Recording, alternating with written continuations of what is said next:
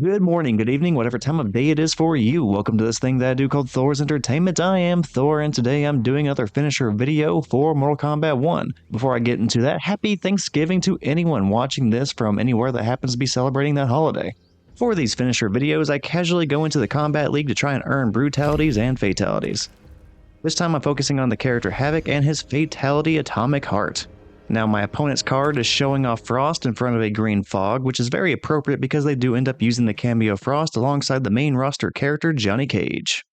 And while the fight is getting started, whenever it comes to these finisher videos, I tend to record the gameplay way in advance.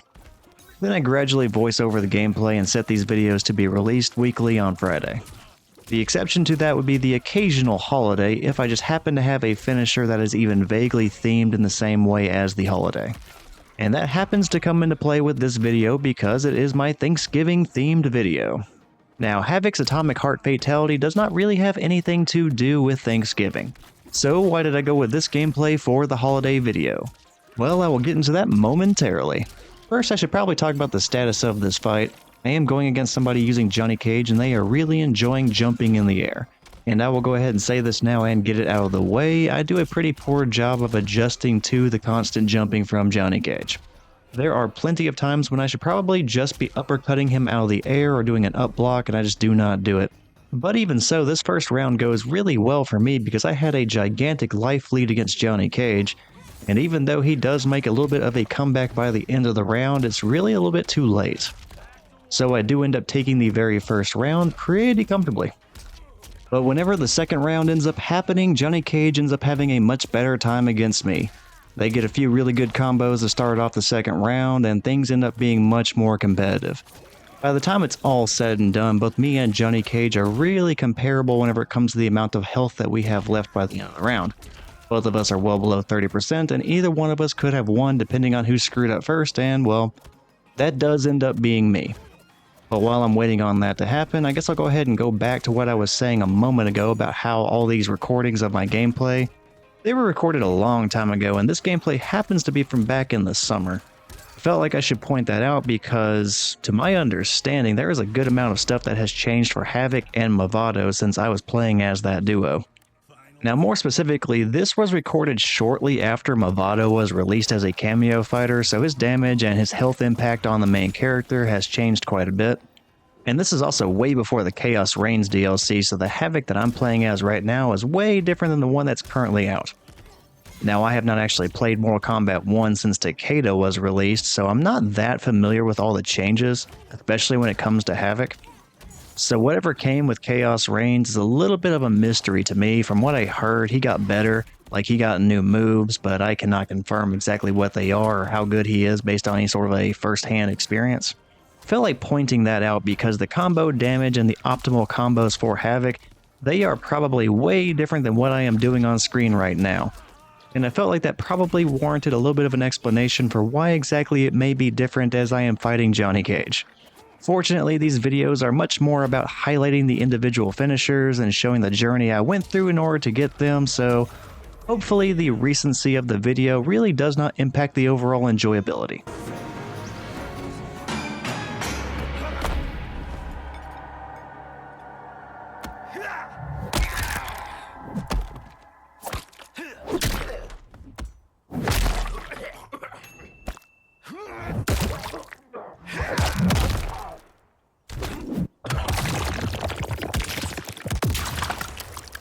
Fatality.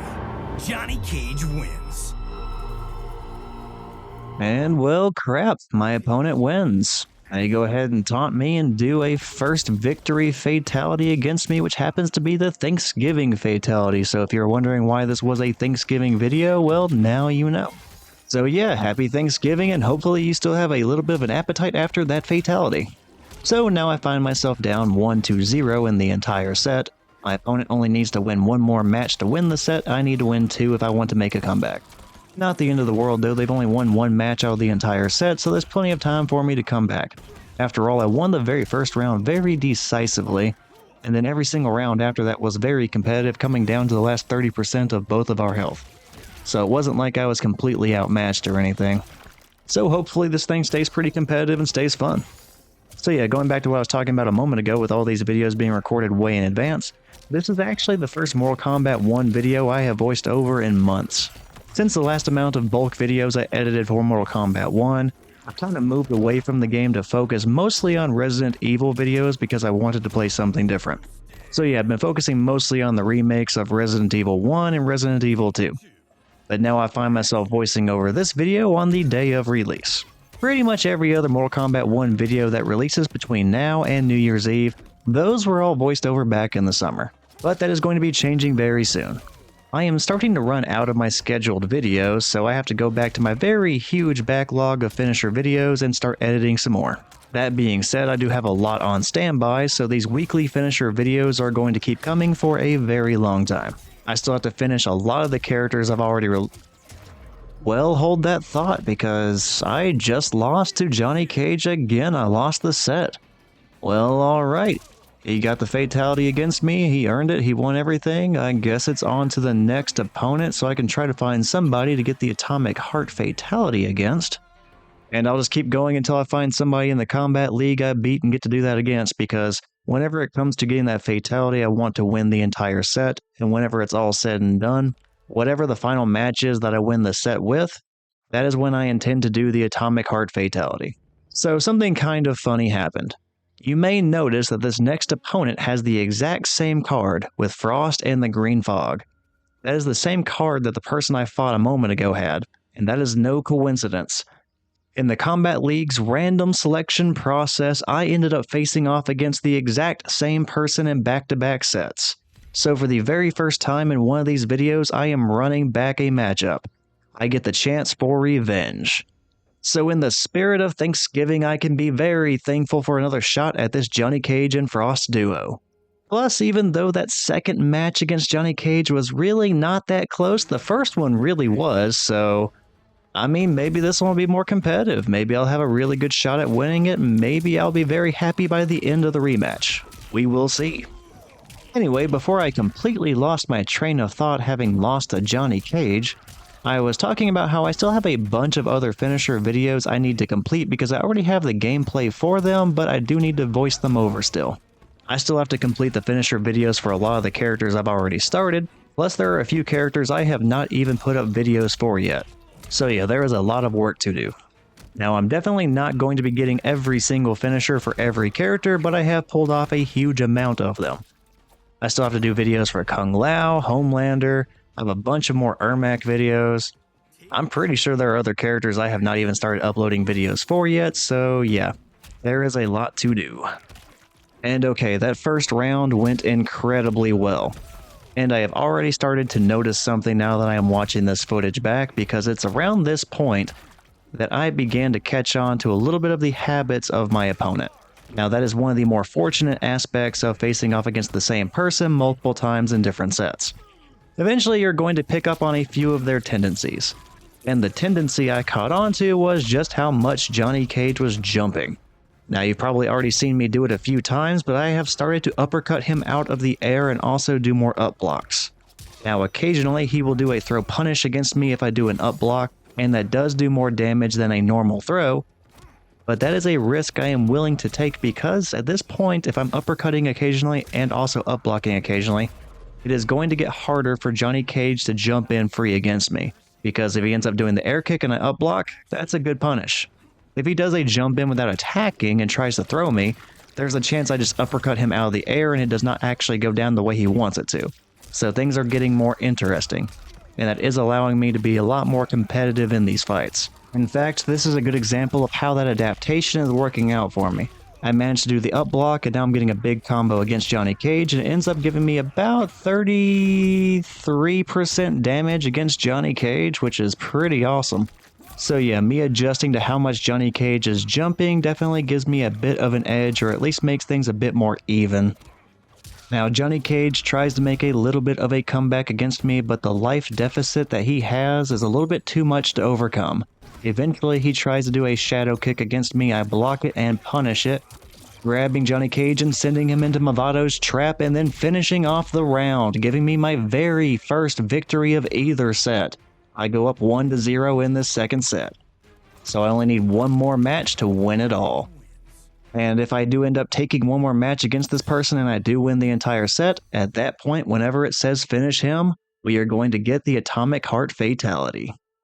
So yeah, fingers crossed I do get the full revenge against Johnny Cage. After all, it'd be pretty awesome to return the favor for that Thanksgiving fatality he did against me. I definitely want to give him a fatality back. You know, giving thanks, so to speak. After all, this is the season for giving thanks. It's only the right thing to do.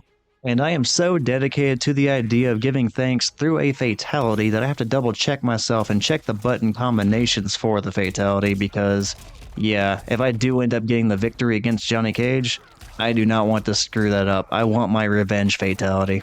So yeah, Atomic Heart. Whenever you do beat somebody and you want to do that fatality, get as close to them as you can, and then it's down, forward, down, 4. Which if you're PlayStation, that's down, forward, down, circle, or if it's Xbox, it's down, forward, down, B, I think. I don't really play a whole lot of Xbox anymore. You know what? I'll just go ahead and throw up the button combination on the screen now, that way you can see it for yourself. But yeah, I checked that at the very beginning of the fight, which, unfortunately, I was still stuck looking at the buttons whenever the fight started, so Johnny Cage got a little bit of free damage against me, but it did not completely screw me over. And in spite of that free damage, I now find myself at the very end of the first round, which I win with a very easy little sweep. So I am 1 round away from winning the entire set. And just 1 round away from getting that fatality. Oh wow, that actually caught me off guard. So I did that little overhead smack for Havik, but I meter burned it. And the thing is, that was just intended to give me extra hits of armor because I assumed that Johnny Cage would hit me. And if he hits you and activates that armor, it actually ends up doing more damage to Johnny Cage once you do land that hit. The thing is, that behaves a lot differently if they do not hit you, which Johnny Cage did not. Instead, if they do not hit you and you still smack them on the head, it stuns them and leaves them open for a very big combo.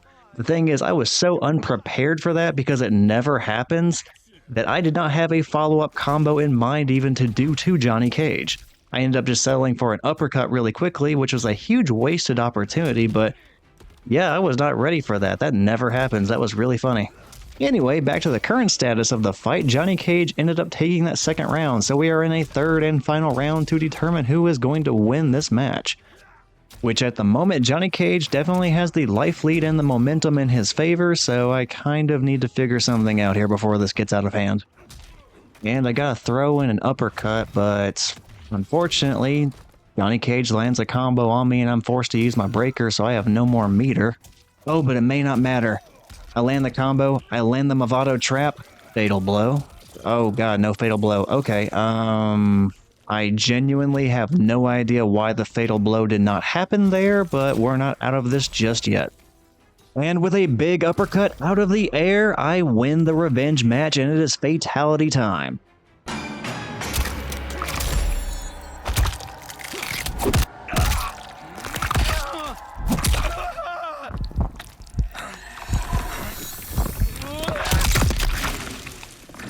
Fatality. Havik wins. And this Thanksgiving, Havik was also in the giving spirit, even giving his own heart, to the detriment of Johnny Cage.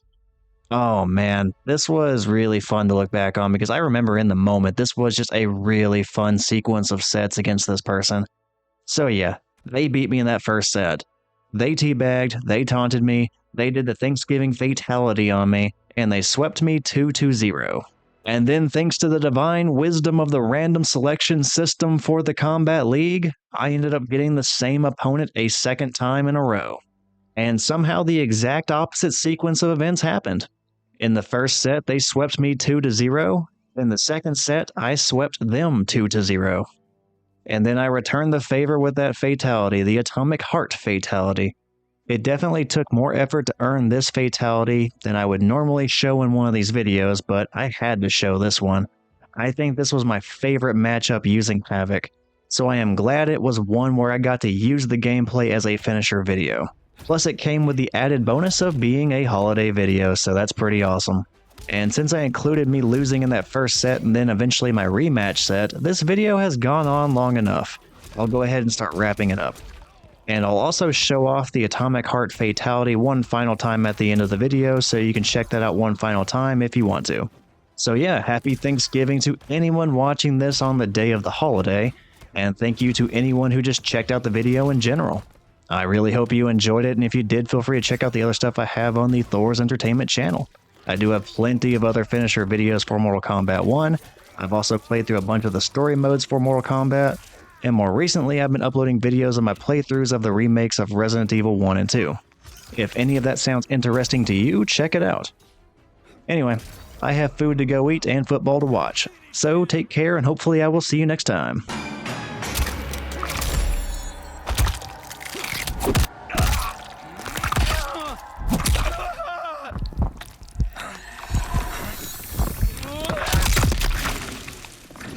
Fatality. Havik wins.